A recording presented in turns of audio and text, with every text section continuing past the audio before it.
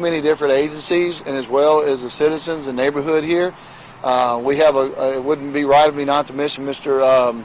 Rusty Bishop, who is actually owns the residence where we found the young man at, and he was actually hiding underneath his mobile home. We had stuff that led us to go and really do a search of that residence.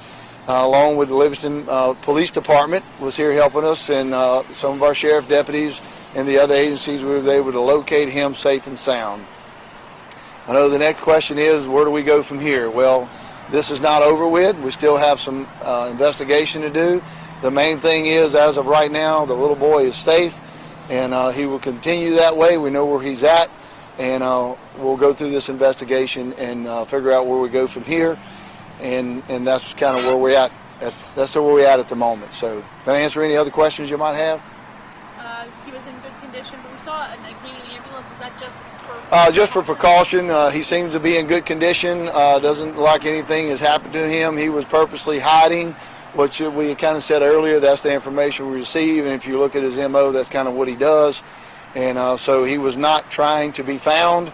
The Livingston PD officer and some of the deputies actually physically crawled under the house and to find him. So, and we had done, I'm pretty sure we crawled under this house earlier, and he wasn't there. So he's been moving around unseen, and so he was doing the best he could not to be found.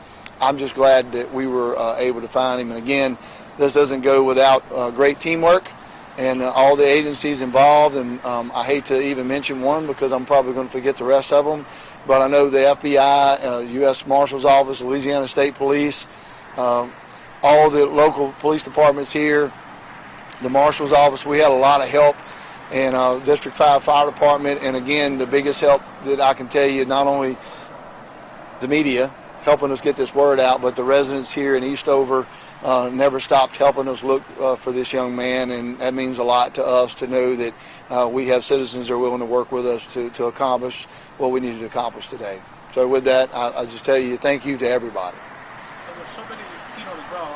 How far was the child fall from his house? I don't really know exactly how far. I don't think it was that far from the residence, but I don't know the exact distance. I don't know if it was 5 houses down or one. I don't really know that. But I know he was in the area of where his residence was at. Well, the parents. Which is normal in these cases. It's normal to come here and look for 5 or 6 hours and go back through and find a child underneath the laundry in the closet in his house. So we do that all the time. That's why we really stress when we get to a missing person, did you look through your house, you look through it really well. And a lot of times we never find them until we actually physically ourselves go through there and look in places that we know these kids are going to hide. Will there be any beating charges for parents or anything like that? I'm sorry, traffic got me. Parents aren't going to face like any sort of charges or anything like that? Well, we don't know yet. We're not ruling anything out. This is not over. Like I told you earlier, we're going to go through this.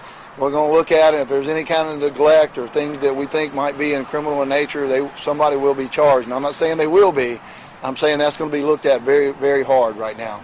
Our focus earlier was, number one, was this young man abducted? Was this young man hurt?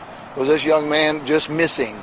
And that's where my focus was earlier. And now that we have located him, we know he's safe, we'll now go back a little deeper into the investigation and see what else we might be able to turn up and obviously see why this may have happened or should this not have happened. So that's something that we'll be working on. Would you be able to tell us on camera the address of the house so that we can... I don't even know what to tell you.